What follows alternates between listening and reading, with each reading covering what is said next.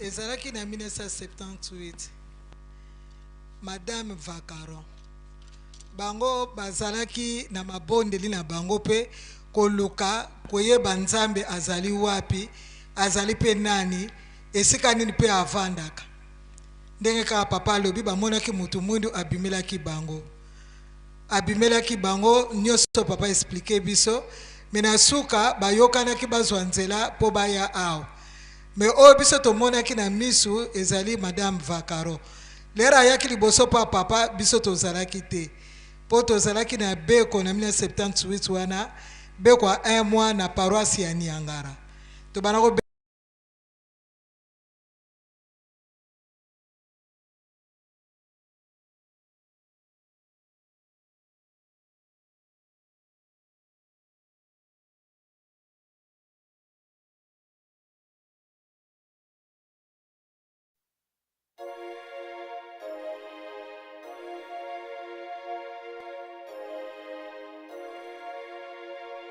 boyokana lobela bino banananga boyokana ebisa bino banananga boyokana boma donc bosenge nzela na bandako bayebi ke boke na boma nzoka boza na bino na Niangara wana bobimaka te bozaka na ndako pendant 1 mois tomoni kaka papa na pokwa atindi mama Nkaku na mama Justine baya bazwa biso place tozalaki na beko bazwi biso tozalaki wana ba mama bana mibali balandaki banso na bongolo na yebi pete soki bamba yaki na bosani me ba mama bazulaki biso kuna toyalaki neti mama leka toyaki na ye mbuta nzuzu toyaki na ye mama Justine atikalaki na bana o batikala kuna kotambusa awa na nkamba tozali na ya olozina tozalaki na bango tozalaki ata ba 18 personnes toyaki awa tangu tokomi awa na Mbanza bakutani na papa mfuwa Mbanza vraiment mama Madame Vakara kobaki déjà mobange mais azala kolela kaka soka tali papa azomona kelokola bango si ba perdre tata nzamba azali awa nkoloso azali awa molimo santo azali si ba perdre avant tokota na kinlongo kuna tokei na mai po tokendo sukula po tokendo kozonga tokomi Madame Vakaro akoti na mai akoti na mai banda akota biso soto sukoto bimi totelemi po tozela to ya nzela moko banda akotaki na mai azindi avandi kaka kuna aza kaka kuna na mai aza kaka kuna oh tomoni ya mama mbuta nzuzi amati ya maleka amati mama Nkaku atika na kuna me nini ezoleka kuna o mundela bato banda dindaki na mai azobima kaka te baye kokutana pa mfwa Mbanza alobi bokeno luka aza kaka kuna bakei balukie na sa mai bo bazwi eta babimisi a regretter asiliki pona nini bobimisi kana kati ya mai na za kuna na bisengo na moni ba ville na moni makambo ebele ya kitoko nzamba azalaka awa donc soka azoloba nzamba azalaka azali kolela na ndenge basimba amonaka Yerusalem ya sika ndenge eza ya kotonga ma temple ndako mintinu résidence oyo na kati ya mai ya nkamba azokutala oyo baza kotambula na kati ya mai ya nkamba na sekuna kaka bayenge beni kaka oyo bazangi masumu baza kotambula kuna na sema ya nkamba me bango bamama babangaki kanisa ndenge azindaki na se ya mai donc asalaki à peu près 1 heure de temps na se ya mai ya nkamba tango bake kobimisa ye asiliki mpona nini bobimisi nga ngana azali kotala nanga ville sainte la nouvelle Jérusalem ndenge ezaleli aza kolela mpe biso toperdre kuna tango baye awa moni papa mfuma Mbanza c'est vraiment Jésus amoni Dieu le Père donc po tango bauti na monkoto bakenda papa koloto atali bango nyusu misato bango nyusu donc bazali na bango awa na mutu moko le tango ayena papa mfuma Mbanza usiko bolia obonga mabozonga po bokolala te mama wana na kolia nanu te na mema nanu mabanga ngai moko na chala sinyi nange ezaki nengo na mama Clement ezaki bongo papa amemaki mabanga bino kutu bozokende malembe ye mbangu malgré mobange aza koleka bango na nzela komema mabanga bango baye kobwaka première tour ye tomi komisoki 3e wana po azalaka mulai banzoto ke boba kyangani ke mama to biso nyonso donc nani jo sango ipandani na kape mundele moko zomema mabanga kuna mama moko mundele biso nyonso za kotala tuza kokamwa me kambo na kaka kolela ndenge nini likaboyo to ekozongela biso lisusu te ale suka ayaki kosenga na papa Mfumbanza ke alakisa ye sika atongane ndako ya ye awa afanda ne libela awa Mfumbanza yepsi vutuka ntetero na lomba njila kwa kanda dia kuvuba kuwene njila bosubiza donc zongana kuna sika utaki po alaki Swiss dengwana mama Clement azaki nationalité suisse. Peut-être papa il est beaucoup baksali moi madame Vacaron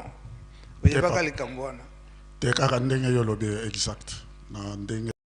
pe mama za koloba ezalaki abongo moya eloka ko bakisa wana za te papa ya papa Mfumalo na 89 alobi ete bango bapaya bamindele bamoni likambo ezali awa bongo biso moko bana ndako esika wana tososola badangenda ikoloba surtout biso tofani na nkamba bizaleli na biso oya komona ke biso batofani na nkamba tofandeli likambo kasi na tangu ya nsuka na premier poste okutozomona na yote wana esengo Te papa. ya yango papa zoloba tobomba mibeko mama Clement kuikozonga nayo Merci papa. oyo likambo oyo bapapa lebe balobeli na ntina ya kolona pe kobokola kaka 1989 wana bajeune tosengaka misala pa ya papa Mfumalo papa Dangenda. Papa Dangenda alobi ete nkolo misala ezali papa Kisolokele. Papa Kisolokele pe andimaki ndenga andimaki ete na kopesa bino misala kasi tobandela na coopérative ya biso moko. Coopérative esalamaka bango moko misato batie mbongo na bango na ngai bapesaka nga mosala ya kolona loso. Papa Kisolokele alobi ete yo Mbenza okoregroupe bapaysan nyonso baza na pembeni na ntina kati ya nkamba okolona loso. Loso wana ebanda kotekama na société Inibra. Na société Inibra mususu ebanda koliama awa nde papa Kisolokele abengisaka bamindele nyonso mibale wana Monsieur Rings na Monsieur Kamat bayakati awa na nkamba. Papa atindaka nga na bengisa batu nyonso bamboka nyonso ya nzinga un dimanche eke tozwa ba instruction ndenge nini tobanda kosalela loso wana en collaboration na bamindele wana. Ye papa Mfumalo sikoyo aye kobakisa boye biso na Kinshasa tokolona masango pe coton. Malgré coton na biso eza qualité ya liboso kasi tango ekena usine malgré qualité ya liboso mais lokola biso bakimbangisi tosali yango bapesi biso mbongo moke on n'en paie rien tozwa kaka kasi plus tard biso moko tokokoma na niveau ya kosala ete biloko bakosalela na coton biso moko tobanda kosala yango donc biso moko tokokoma savant tobanda kosala esika wana nde papa elebe na simbeli wana pona ntango wana yo mpe ozalaki kuna na Tisakine koto ya Lingomba oyo ya plateau de Bateke ezalelaki ndenge nini na ici Papa nazalaki groupe UTEX Africa donc Batisakine ba UTESCO ba nan tout ça président et conseil d'administration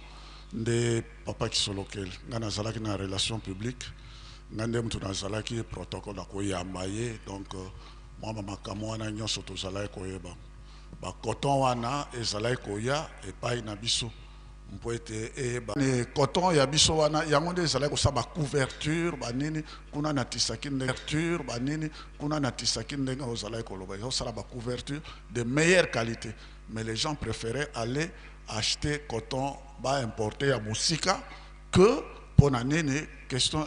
des affaires na bisope batonde bazalaki toujours kaka bisope ba mususu na mayo ya wana alors likamwana et s'appelle ça qui peut papa s'appelle ça qui papa te na tina na coton wana et que nakiti kuna na poto tango ba memi yango pe kuna na poto na ba na nani na laboratoire na poto ba moni que ezali c'est le meilleur coton yango nde bakoki kosala yango mpe kutu ba importation ba exportation pardon vers l'Europe bakonini parce kaka eloko moto moi naza kosala ebi ma première qualité tango ekokende kuna ekoconcurrencer ba marché na bango likamwa marché yango wana nde eyaki kotiaka mwa freinage na kati wana parce que coton ya première qualité ba coton ezowuta na ba pays d'Europe ya makasi mais oyo ya biso ebi ma première qualité coton moko ya nani et comment mais non c'est pas avec des engrais coton ezali kobima de façon naturelle mais comment coton de façon naturelle na sol obino bozali na yango et que kozala coton ya meilleure qualité sans engrais sans rien du tout yangwana ba mindele na ba tumususu ba moni que oye ko bemela biso concurrence moko ya makasi yangwana marché wana mpe eyaki ko telema mais papa koloto azalaki toujours koloba alobi likambo yo ekozonga lisusu na tango wana nga natuni papa koloto ngabi ye papa koloto aza koloba na nga alobi mon fils tu vois usine ezosala babilamba et monsieur Pierre Eloi c'est mon ami monsieur Pierre Eloi ye akomaki abengisaki ba administrateur batonyon surtout ayebisi bango alobi ngai na moni ke na lingi na kufa pona nini pourquoi tu dis ça alobi te parce que ma femme est morte je peux pas supporter le départ de ma femme et puis de deux compagnie oyo biso to sali kuna na Afrique na Congo na moni eza kokela na kokufa et pourquoi alobi parce que vous ne respectez pas mon ami Charles. Bon, yebi que mpo moto azala na bozwi na kati na mokili, il n'y a que deux choses. Soit vous allez vers Satan, soit vous allez vers Dieu. Or, bo mengo na biso nyonso tozali na yango, toke pas ya Satan te, mais nous sommes allés vers Dieu. Vers Dieu. Alors, c'est vers Dieu. Mon ami Charles, yenda azali garant ya bénédiction o biso to di bomengo kuno mais lokola boza ko sala lokola ko négliger ye ya mwana nga na moni parce que papa qui solokela lobaki moi je vais démissionner balobi vous l'avez balobi on a monsieur de l'arbre vous l'avez poussé à la démission mais lokola ye ami longoli kuna compagnie wana et ko kena na kufa moi je veux pas supporter ça moi je préfère donc monsieur Pierre Eloi monsieur de l'arbre surtout que papa est le Dieu le Père source et bénédiction ce qui fera que après ça monsieur de l'arbre a Dieu le Père oui source de bénédiction il y a monsieur Pierre Eloi lobby source ya bénédiction na bomengo na biso nde ezali epai na bango lokola bino bo négliger ye na moni que compagnie au kofi wana papa qui soloke la loba qui parmi ma loba nae la Belgique me doit beaucoup bon makambo wana entre autres nga na lobi nga bi ah papa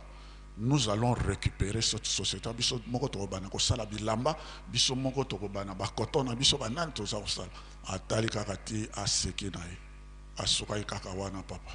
et donc baye maintenant monsieur Delarbre tango amoni ndenge wana papa kulutu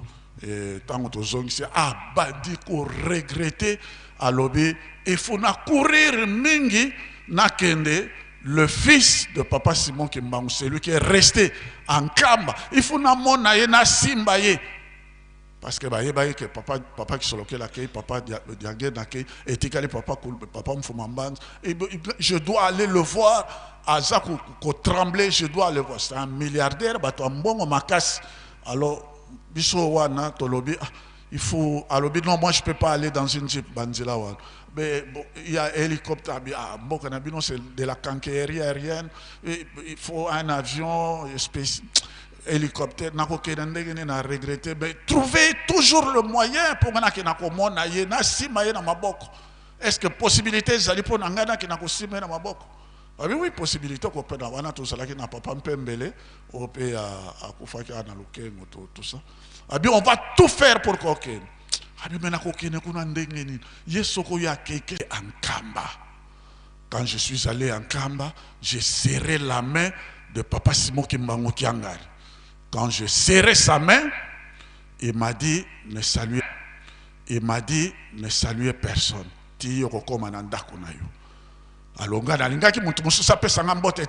Et je suis arrivé chez Ngambotete. Et je suis arrivé chez moi à la maison, j'ai salué ma femme et moi à la maison, j'ai salué ma femme et mes enfants. Baninga musoto zalaki na bango wana babi papa lebe même abiso na nkama to kina ko pese mbot po biso peto koma ba ministre. Ngana zalaka ka boy chauffeur na bino. Ngai pe na ngana zalaka ka boy chauffeur na bino. Ngai pe na zana loboko te. Funa pa na loboko te. Funa pese loboko papa yokela biso mawa. To pesa ko loboko banan tongo te mpoko tuzo ye bakate voilà tala ya lobi na pe a pesi mbot et je suis devenu ministre. Yetko tout monde a signé, je suis devenu ministre. Yetko tout monde a signé que certificat d'enregistrement il y a biso à l'hôtel de le papa ministre là. Des témoignages on a pesa batonyo surtout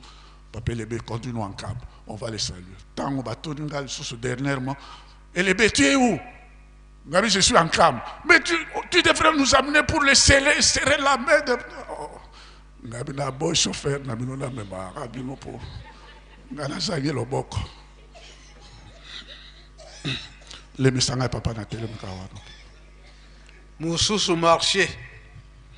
Papa qui solo que la pesa gabisu. Ko sala ba sac. Oto bana ko benga ngoto. Abi bino bobosani bangoto wana oyo bazosalela biso basaki ya lelo oyo ezali nde baproduit chimique bazosalela banete bambade oyo toza kobenga bambade yango soki moi okomona biloko eza na kati ekoshofe me na bangoto wana lokola eza ancestral de tokendaki komona yango na mboka ya papa de la ville kuna na nani Nkundi na Wangaluwala de kuna papa kuluda tindaka biso toke kotala yango binsimba etikala lisusu te.